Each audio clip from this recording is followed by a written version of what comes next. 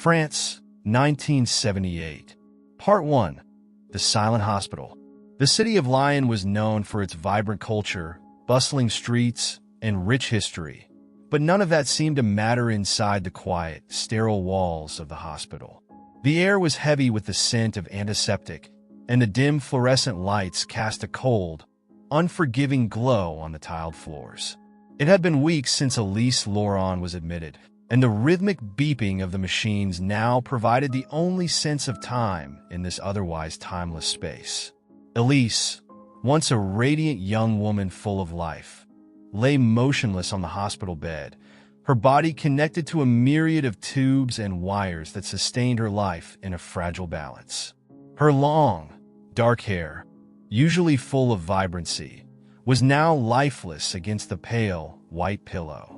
Her face, so familiar to those who loved her, had become almost unrecognizable, pale, gaunt, and marked by the weariness of a battle fought in silence. The accident had come out of nowhere, shattering the lives of those who loved her in an instant. One moment, Elise was driving home after visiting a friend, and the next her car was twisted wreckage, her body clinging to life by a thread. The doctors had done everything they could in those crucial first hours, operating on her fractured bones and damaged organs. But even with their best efforts, they couldn't repair the unseen damage to her brain. The coma had settled in like a fog, pulling Elise into an unreachable place. Her family had been by her side every day, clinging to a hope that seemed to slip further from their grasp with each passing hour. Her mother, Marie, was a shadow of the woman she had once been, her eyes red from crying, her posture slumped from the weight of grief. She sat in the corner of the room, staring at her daughter's unmoving form, her lips moving in silent prayer. There was nothing else she could do. No more tears would come. She had shed them all in the early days of Elise's hospitalization. Now, only a hollow numbness remained. Marie's husband, Pierre, stood by the window, his tall frame hunched over as he gazed out at the city below. His broad shoulders, once a symbol of strength and stability, seemed to carry the world's burdens now. The father who had always been the protector, the provider, the unshakable force in the Lauron family, was broken. His eyes, usually so full of warmth, were dull and distant. He had lost the will to speak, his grief manifesting in silence. Despite the quiet despair that hung in the room, there was one person who refused to give in to the hopelessness that surrounded them: Camille. Elise's older sister, only 2 years her senior, stood as a beacon of light amidst the dark cloud that had settled over their family. Camille had always been strong, the type of person who never backed down from a challenge.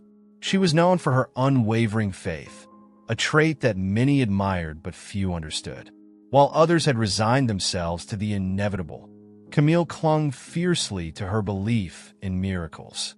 She spent her days and nights in the hospital, rarely leaving Elise's side. Every morning, Camille would arrive with her Bible tucked under her arm, her lips already moving in whispered prayers before she even entered the room. She would sit by Elise's bedside, gently brushing her sister's hand, as if her touch alone could bring Elise back. "I know you can hear me," Camille would whisper softly, her voice steady and filled with conviction. "I know you're still fighting. Don't give up, Elise. God is with you." To outsiders, Camille's faith seemed naive, even reckless.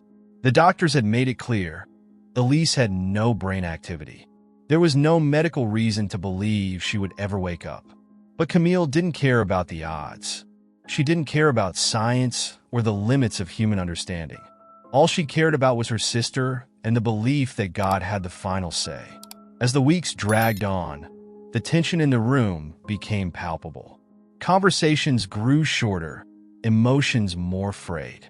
The doctors and nurses, though compassionate, began to shift their attention elsewhere.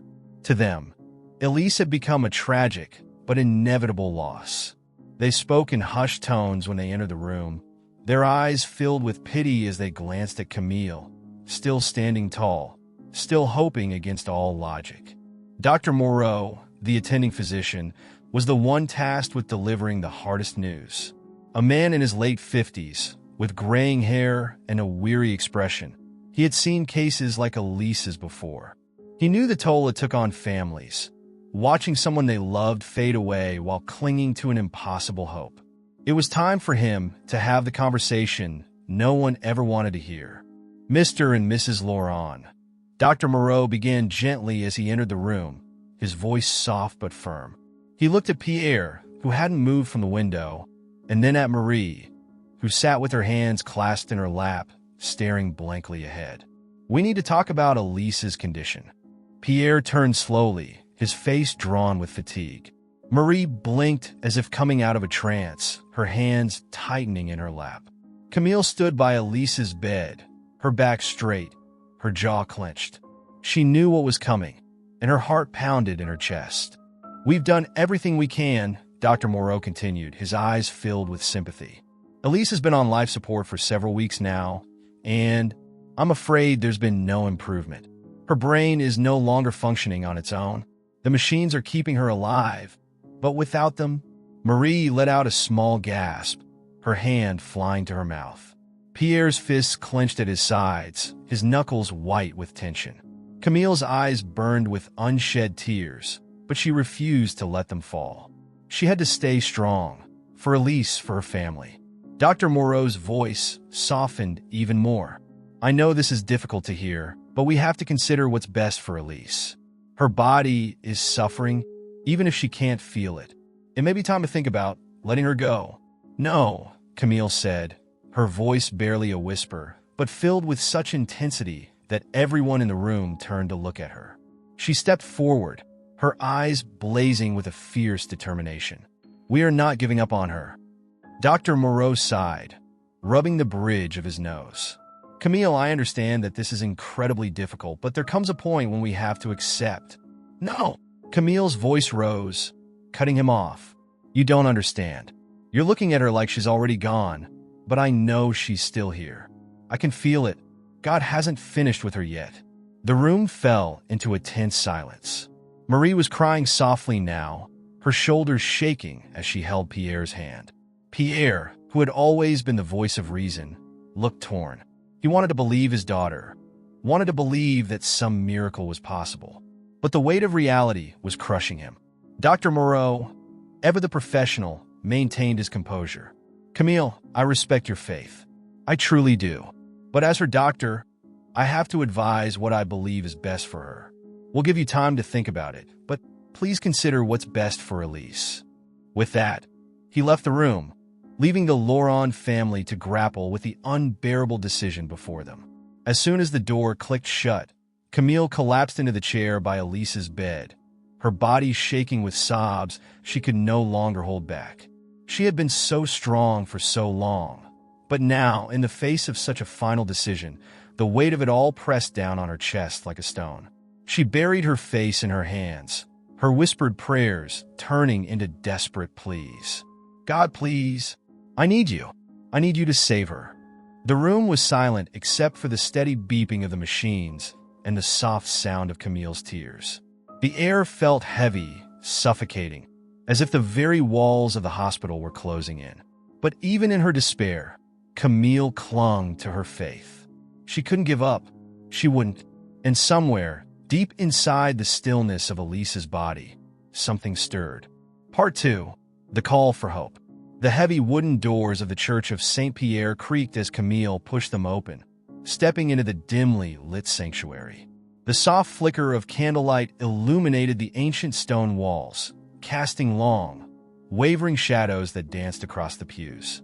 The air inside the church was cool, offering a stark contrast to the emotional heat that simmered inside her chest. This place had always been her refuge, a sanctuary where her faith had been nurtured since childhood. But tonight, the weight of her burden seemed almost too much for even these hallowed walls to hold. The church was nearly empty, save for a few figures kneeling in silent prayer near the altar.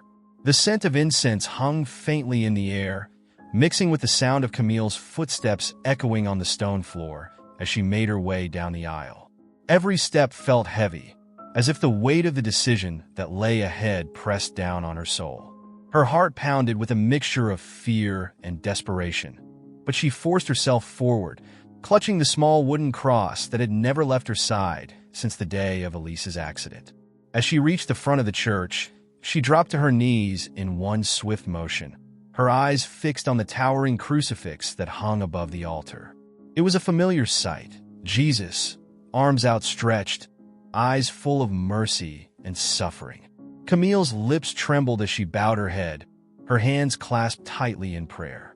"Lord," she whispered, her voice barely audible in the cavernous space. "I don't know what to do. They want me to let her go, but I can't. I can't lose her. You've never abandoned us before. Please don't abandon us now." Her words were shaky, but her faith was firm. For weeks, she had been praying, begging for a sign, for some small miracle to show that Elise was still there, still fighting. And yet there had been nothing, just silence. It was as if heaven had turned its back on her pleas. But Camille wasn't ready to accept that. Not yet. Not when there was still the slimmest chance that her sister could return. Father Bernard, the priest who had guided Camille through her spiritual journey since she was a child, approached quietly from the side of the altar. His white robes rustled softly as he knelt beside her, placing a gentle hand on her shoulder. His face, etched with the wisdom and compassion of decades of service, was lined with concern as he looked down at her. "Camille," he began softly, his voice carrying the weight of a man who had witnessed countless moments of both joy and despair within these walls. "You've been here every day, praying for Elise.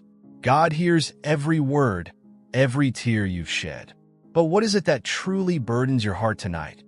Camille looked up at him, her eyes red and swollen from crying, her voice breaking as she spoke. "Father, the doctors, they're saying it's time. They're saying she's gone. But I can't. I can't believe that. I feel her, Father. I feel her presence. I know she's still there. But they want me to let go. What if they're wrong? What if I stop fighting for her? And it's too soon. What if God still has a plan for her?" Father Bernard nodded, his expression thoughtful as he listened. He had seen this kind of suffering before, the agony of a family torn between faith and the harsh realities of life. But Camille's faith was different.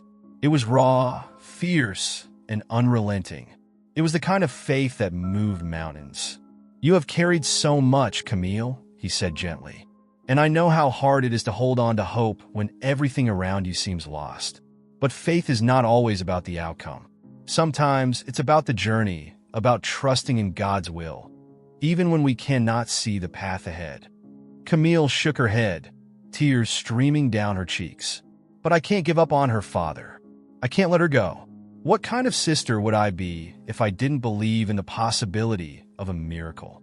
Father Bernard smiled softly, the corners of his eyes crinkling with warmth. "You are a sister who loves deeply, Camille, and that love is a reflection of God's love for us. But even in love, we must surrender. We must trust that God's plan is greater than our understanding, even when it breaks our hearts." Camille's heart ached at his words. She wanted to trust, wanted to believe that God's will would prevail. But how could she surrender her sister's life when every fiber of her being screamed that Elise still had a chance, that there was still hope? "I need a sign, Father," she whispered, her voice thick with emotion. "I need to know that God hasn't given up on her. I need to know that I'm not alone in this." Father Bernard nodded slowly, his hand still resting gently on her shoulder. "Then let us pray together, Camille. Let us pray for guidance, for strength, and for the miracle your heart so deeply desires." And so they prayed. Together, they knelt before the altar, their voices rising in unison, soft yet powerful. Camille's hands trembled as she clasped them tightly, her knuckles white from the intensity of her grip. She closed her eyes, blocking out everything around her, focusing only on the words pouring from her soul. "Lord, I come to you in my darkest hour," she whispered, her voice barely above a breath. "I have nothing left but my faith. I know you are the God of miracles, the God of healing. Please hear my prayer. If there is even the smallest chance, if there is still life in Elise, show me that she's still here. Don't take her away from me." The silence that followed felt infinite. The only sound in the church, the soft flicker of candles and the quiet hum of distant traffic outside. Camille remained still, her body trembling from exhaustion and emotion. She didn't know how long she stayed there, kneeling in prayer, her heart laid bare before God. Time seemed to blur, each second stretching into an eternity.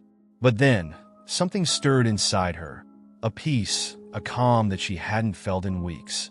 It wasn't a loud, thunderous voice or a miraculous vision. It was quiet, almost imperceptible, but it was there. A warmth spread through her chest, and for the first time since the accident, Camille felt a sense of clarity. It wasn't over. Elise wasn't gone. There was still hope. As she stood to leave, Father Bernard placed his hand over hers, his eyes filled with a quiet strength. "God is with you, Camille. No matter what happens, you are not alone, and neither is Elise." Camille nodded, her heart still heavy, but now buoyed by a new sense of resolve. She would not give up. She couldn't. She had asked God for a sign, and though it hadn't come in the way she expected, the peace that filled her heart now was enough. She had to trust. She had to believe that her prayers were heard. That night, as she left the church and made her way back through the quiet streets of Lyon, Camille's steps felt lighter. The city, wrapped in the calm of the late evening, seemed to mirror the stillness in her soul. The glow of street lamps cast soft halos of light on the cobblestone roads, and the cool night air kissed her skin as she walked with a renewed sense of purpose. There was still a battle ahead, but Camille no longer felt like she was fighting it alone. Part 3. A flicker of life. The sterile stillness of the hospital room remained unchanged as the hours stretched into the early morning. Outside, the city of Lyon slept beneath the soft blanket of night, unaware of the battle that raged within the heart of one family. The quiet hum of the machines surrounding Elise's bed was the only indication of life in the room, each mechanical breath a reminder of her fragile existence. The world outside was moving on, but here, time had slowed to a painful crawl. Camille sat slumped in the chair next to Elise, her eyes heavy with exhaustion. She had spent most of the night at her sister's side, whispering prayers and clutching Elise's limp hand in her own. The glow of the streetlights outside the window cast long shadows on the walls, their flickering light a reminder that dawn was still hours away. The hospital, with its cold, impersonal atmosphere, felt more like a place of waiting than of healing. Despite her weariness, Camille refused to let herself drift off to sleep. She couldn't afford to. Each time her eyelids drooped, she forced them back open, afraid that she might miss something. Anything, a twitch, a breath, a sign that Elise was still fighting. But the stillness remained. The nurses had been in and out, checking the machines, adjusting Elise's four, but their expressions had grown more distant with each passing visit. They had stopped offering hopeful smiles, their faces now masked with professional detachment. Camille could see it in their eyes. They had already moved on. Elise, to them, was just another patient, one more tragedy in a hospital filled with sorrow. But to Camille, she was everything. Her thoughts returned to the church, to the peace she had felt after praying with Father Bernard. That warmth, that quiet certainty, still lingered in her heart, but it was being tested by the cold, unyielding reality of Elise's condition. She hadn't expected an immediate miracle, but as the hours dragged on, doubt began to creep in. What if she had been wrong? What if this was all in vain? The beeping of the machines continued its steady rhythm, each sound a reminder of how dependent Elise's life was on technology. Camille found herself watching the monitor intently, hoping for some small change, something that would confirm what she already believed deep down, that her sister wasn't gone, that there was still hope. Suddenly, there was a shift, a flicker of movement so small that, at first, Camille thought she had imagined it. Her heart skipped a beat, her eyes wide as she leaned closer to the bed. "Elise," she whispered, her voice barely more than a breath. She stared at her sister's hand, willing it to move again, but the stillness returned. Camille's pulse quickened. Had it been real? Or was she so desperate for a sign that her mind was playing tricks on her? She held her breath, her gaze fixed on Elise's pale, unmoving form. And then it happened again, a twitch of the fingers, so faint it could have been mistaken for a muscle spasm. But to Camille, it was everything. "Elise," she gasped louder this time. She shot up from her chair, her heart racing as she grabbed her sister's hand, squeezing it gently. "Elise, can you hear me? Please, say something." For a moment, there was nothing. The machines continued their mechanical symphony, and the room seemed to hold its breath. But then, slowly, impossibly, Elise's fingers curled around Camille's hand. The grip was weak, barely there, but it was real. Camille's eyes filled with tears as she dropped to her knees beside the bed, pressing her forehead against Elise's arm. "Thank you, God," she whispered, her voice thick with emotion. "Thank you." Her hands shook as she pressed the call button for the nurse, her heart pounding in her chest. She could hardly believe what she had just witnessed. Elise, who had been in a deep coma for weeks, had moved. It wasn't much, but it was enough to shatter the wall of despair that had surrounded Camille for so long. The nurse arrived quickly, her face a mixture of curiosity and concern.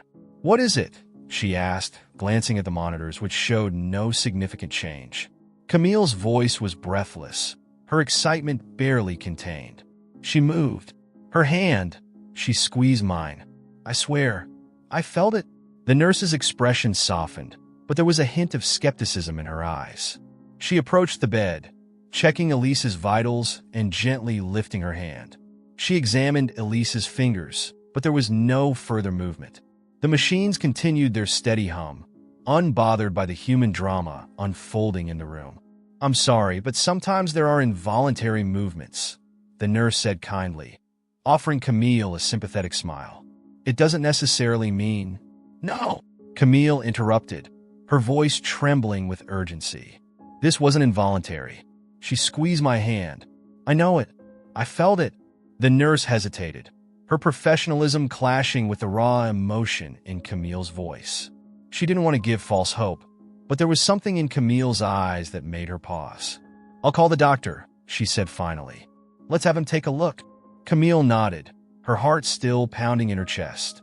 She didn't care if the nurse believed her or not. She knew what she had felt, and it wasn't a coincidence. As the nurse left to fetch Dr. Moreau, Camille sat back down, her hand still clasping Elise's. She leaned in close, her voice soft but filled with a fierce determination. "I know you're in there, Elise. I know you're fighting. Don't stop now. Please don't stop now." The minutes that followed felt like an eternity. Camille's mind raced with thoughts of what might come next. Had she just witnessed the first sign of Elise's recovery? Was this the moment she had been praying for all these weeks? She didn't want to get ahead of herself, but the flicker of hope that had been ignited was impossible to ignore. Dr. Moreau arrived, his face etched with the same weariness he had carried since the beginning of Elise's case. He had seen families cling to hope before, and while he admired Camille's strength, he knew the dangers of placing too much faith in small, unexplainable events. The doctor approached Elise's bed, his expression unreadable as he checked her vitals and ran a series of tests. Camille watched his every move, her heart in her throat. She wanted to ask 100 questions, but she forced herself to stay silent, her eyes fixed on her sister's still form. Dr. Moreau took his time, carefully assessing every detail. Finally, he looked up at Camille, his brow furrowed. "There's no significant change in her condition," he said gently, his voice filled with the same professional detachment he had always used. "But, I'll admit, sometimes the body can surprise us. It's possible that what you felt was real." Camille's breath caught in her throat. "So, you believe me?" Dr. Moreau hesitated, then gave a small nod. "I'm not saying it's a sign of recovery," he cautioned, "but I won't dismiss what you experienced. We'll continue monitoring her closely." It wasn't the resounding declaration of hope that Camille had wanted, but it was enough. She clung to the doctor's words, feeling a renewed sense of determination. As the morning light began to filter through the window, casting a soft glow over the room, Camille sat back in her chair, her hand never leaving Elise's. The world outside was beginning to stir, but inside this room, a battle was being fought, a battle of faith, of will, and of life itself. Camille leaned forward, her lips close to her sister's ear. "I love you, Elise. We're not done yet. Keep fighting. I'm right here with you." And for the first time in what felt like forever, Camille allowed herself to believe that the miracle she had prayed for might be closer than she ever imagined. Part 4. The Testimony. The golden light of the late afternoon poured through the stained glass windows of the hospital chapel, casting a mosaic of colors across the stone floor. The chapel, small but serene, was a place of quiet refuge for patients and their families, where the weight of grief and fear could be momentarily lifted through prayer. On this day, however, it was filled with a different kind of anticipation, a sense that something extraordinary had occurred within the walls of the hospital. Camille sat in the front row, her hands clasped tightly together in her lap, her heart still racing from the events of the past 24 hours. It felt surreal, almost dreamlike, that she was sitting here, not in a state of despair, but in awe of what had just happened. Elise's hand had moved. Her eyes had opened. She had whispered that single word, Jesus, and in that moment, everything had changed. The news of Elise's miraculous sign of life had spread quickly through the hospital. Doctors, nurses, and even patients had heard the whispers of something inexplicable, something that defied the medical prognosis they had all accepted. Dr. Moreau himself had been cautious, urging the staff not to jump to conclusions, but even he couldn't hide the astonishment that had crossed his face when he witnessed Elise's slight movements for himself. Now, as Camille sat in the chapel, surrounded by a small group of family members, hospital staff, and a few close friends from the Church of St. Pierre, the air was thick with anticipation. They had gathered here to pray, but also to hear from Elise herself. The woman who had been lost to the world now returned. It wasn't just a medical recovery they had witnessed. It was a miracle in the truest sense of the word, and everyone present could feel the weight of its significance. The quiet hum of whispered prayers filled the room, as people sat with bowed heads, waiting. Camille's hands trembled as she held her rosary, her lips moving in silent gratitude. She had believed, truly believed, that Elise would come back to them, but nothing could have prepared her for the moment it actually happened. Seeing her sister's eyes open, hearing her voice, faint though it was, had felt like the answer to every desperate prayer she had ever uttered. God had heard her. He had answered. The door to the chapel creaked open, and all eyes turned as a nurse carefully wheeled Elise into the room. Her frail body, still weak from the weeks of immobility, looked smaller than ever, but her face, her face, was filled with light. Elise's pale skin had regained a hint of color, and though her movements were slow, her eyes were wide and full of life. Her gaze swept across the room, taking in the faces of those who had gathered, her lips curling into a small but genuine smile. Camille rose from her seat, her heart swelling with emotion as she rushed to her sister's side. She knelt beside the wheelchair, taking Elise's hand gently in her own, her eyes searching her sister's face for any sign of discomfort. But Elise looked back at her with a calm that Camille hadn't seen in her for a long time, a calm that seemed to transcend the physical weakness that still gripped her body. "Elise," Camille whispered, her voice thick with emotion. "Are you sure you're ready for this?" Elise nodded slowly, her fingers curling around Camille's hand in a reassuring squeeze. Her voice, though still soft and a bit raspy, was steady as she spoke. "I have to tell them, Camille. They need to know." Camille's eyes brimmed with tears as she nodded, stepping back slightly to give Elise the space she needed. The chapel had grown silent now, all eyes fixed on the woman who, just days ago, had been lying in a coma with no hope of recovery. The atmosphere in the room was charged with expectation, a sense that whatever Elise was about to say would change them all. Elise's gaze traveled around the room, her eyes resting on each face for a moment, as if drawing strength from the people who had prayed for her, who had believed in her recovery when all hope seemed lost. She cleared her throat softly, her voice still fragile, but filled with a quiet power. "I don't remember the accident," she began, her voice carrying through the room in the stillness. "I don't remember anything from that day, or the days that followed. All I know is that everything went dark. I was floating, I think. It felt like I was in between two worlds. I could hear you, Camille," she said, her eyes locking with her sister's. "I heard your prayers. I heard everything." Camille's breath caught in her throat, her heart pounding as Elise continued. She had never known if Elise could hear her during those long, agonizing weeks, but now, hearing it from her sister's lips, it felt like a validation of every tear, every whispered prayer. "But it wasn't just your voice I heard," Elise said softly, her expression becoming more intense. "There was someone else. I felt a presence with me, holding my hand. I was so cold, so far away, but this presence, it was warm. It gave me comfort. And when I looked up, I saw him." A ripple of gasps traveled through the room, and even Dr. Moreau, who stood quietly at the back, seemed to shift slightly, his usually stoic face showing the faintest hint of disbelief. Elise's eyes filled with tears, her voice trembling as she continued. "It was Jesus. He was there with me. I know how that sounds, but I swear to you it's the truth. He was holding my hand, and he told me that it wasn't my time. He said that I had to go back, that there were people here who loved me, who were praying for me, and that I still had a purpose to fulfill." Camille pressed a hand to her mouth, tears streaming down her face as she listened to her sister's words. She had prayed for a miracle, but this was beyond anything she had ever imagined.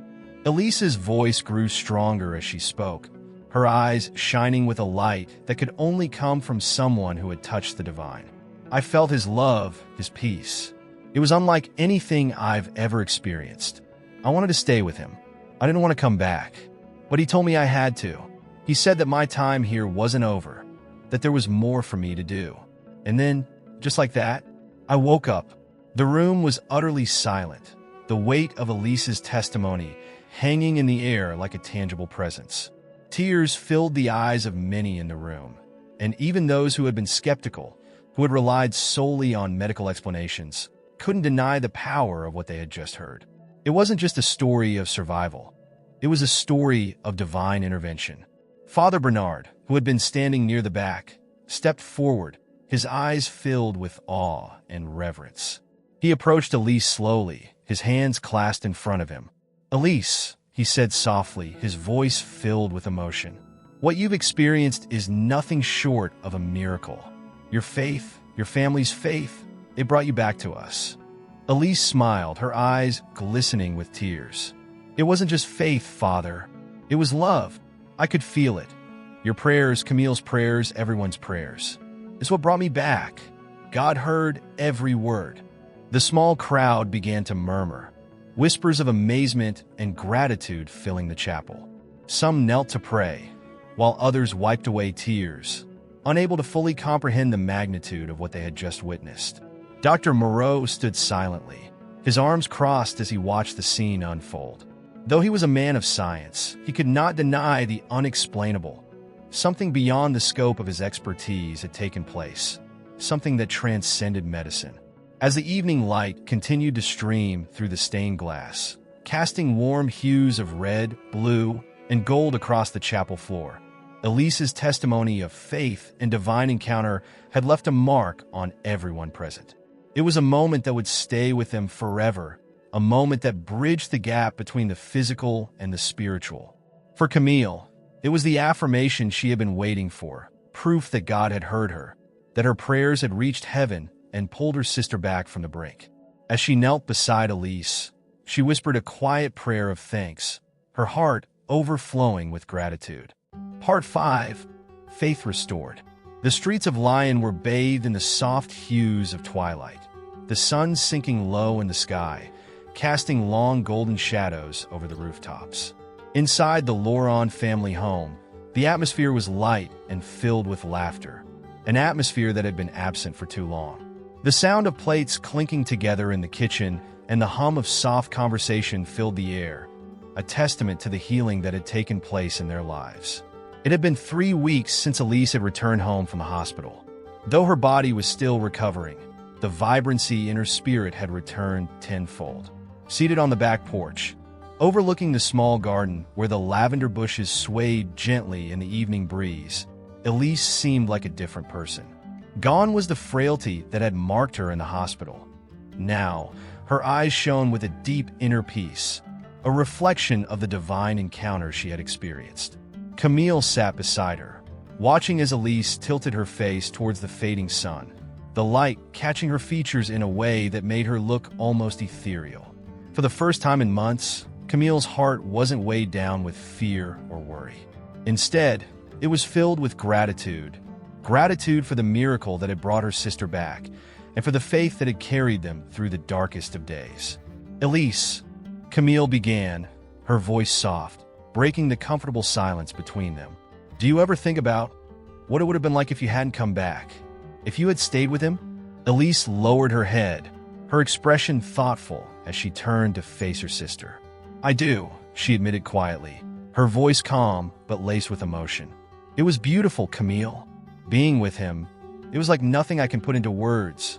There was no pain, no fear, only love. I didn't want to leave, but I knew I had to. He told me it wasn't my time, that there was more for me to do here." Camille nodded, her eyes misting with tears she didn't bother to wipe away. "I can't imagine what that must have been like," she whispered. "But I'm so glad you're here. We need you, Elise. I need you." Elise smiled, reaching out to take Camille's hand in hers. "I know," she said softly. "And I need you too. It's because of you, your faith, your prayers, that I'm here today. You never gave up on me, even when everyone else did. That's what brought me back." Camille squeezed her sister's hand, her heart swelling with emotion. "It wasn't just me," she said, her voice trembling slightly. "It was God. He answered our prayers. And he showed me that even in the darkest moments, he's always there." Their conversation was interrupted by the sound of footsteps approaching, and the two sisters looked up to see their parents stepping out onto the porch. Pierre, though still a man of few words, wore a small but genuine smile on his face, a sight that had become all too rare in recent months. Marie, on the other hand, looked almost as if she had been given a second chance at life, her eyes bright with happiness as she carried a tray of tea and biscuits, setting it down on the small table beside them. "Are you two ready for some tea?" Marie asked, her voice cheerful as she poured 2 cups, the steam rising from the delicate porcelain teapot. Elise nodded, her smile widening as she accepted the cup from her mother. "Thank you, Maman," she said softly, her eyes shining with warmth. As they sipped their tea, the conversation flowed easily between the 4 of them. Talk of the garden, of the upcoming summer festivals in Lyon, and of how grateful they were to have Elise home. It was as if the heaviness that had once filled the house had been lifted, replaced by a sense of peace and togetherness that none of them had realized they had lost. But there was something else in the air that evening, something unspoken but deeply felt. It was the sense that their lives had been touched by something extraordinary, something divine. They had always believed in God, in faith and prayer, but what had happened with Elise had shaken them to their core in the best way possible. It was a reminder that miracles were not just stories in books. They were real, tangible, and could happen to anyone, anywhere. After a while, as the sky deepened into shades of purple and orange, Elise set her teacup down and looked around at her family. Her gaze lingered on each of them for a moment, her heart full of love and gratitude. "I want to share something with all of you," she said quietly, her voice steady. "Something I haven't told anyone yet." Camille, Marie, and Pierre all turned to look at her, their expressions curious but patient, sensing the importance of her words. "When I was with him," Elise began, her voice soft but clear, "he told me something. He said that I wasn't just coming back for myself. He said that my story, what happened to me, would help others. That through me, people would come to know him, to see the power of faith and prayer." Her words hung in the air, and for a moment, there was only the sound of the evening breeze rustling through the lavender. Camille's heart skipped a beat as she realized the weight of what her sister was saying. Elise looked down at her hands, her fingers tracing the edge of her teacup. "I didn't understand it at first," she continued, "but now I do. My life was given back to me for a reason. And I think that reason is to share my story, to let people know that God is real, that he hears our prayers, and that he works miracles, even when we think all hope is lost." Marie wiped a tear from her cheek, her smile soft and filled with pride. "Oh, Elise," she whispered, "you've always had such a pure heart. If anyone can touch others with their story, it's you." Pierre, ever the quiet observer, simply nodded, his eyes filled with unspoken emotion. "You're right," he said gruffly, clearing his throat. "What happened to you? It's a miracle. People need to hear it." Camille reached over and placed her hand on Elise's arm, her voice filled with encouragement. "And they will, Elise. We'll help you share your story with the world. People need to know what faith can do." Elise smiled, her eyes shining with determination and peace. "Thank you," she said softly, her heart full. "I know it won't be easy, but I feel ready. God gave me a second chance, and I'm not going to waste it." As the evening deepened into night and the stars began to twinkle in the sky above, the Laurent family sat together on the porch, basking in the warmth of their love and the quiet miracle that had transformed their lives. They knew that life would never be the same, that their journey, their faith, had been tested and strengthened in ways they could never have imagined. But more than that, they knew that Elise's story, their story, was one of hope, of resilience, and of the undeniable power of prayer. It was a story that they would carry with them for the rest of their lives, a story that would inspire others to believe in the impossible, to trust in the unseen, and to know that, no matter how dark the night, the dawn would always come. And as they sat together, the cool night air wrapping around them like a gentle embrace, they knew one thing for certain. God had given them back their miracle, and they would spend the rest of their lives sharing that miracle with the world. If this story moved you, please leave a comment below to share your thoughts and experiences. Thank you so much for watching, and as always, God bless you.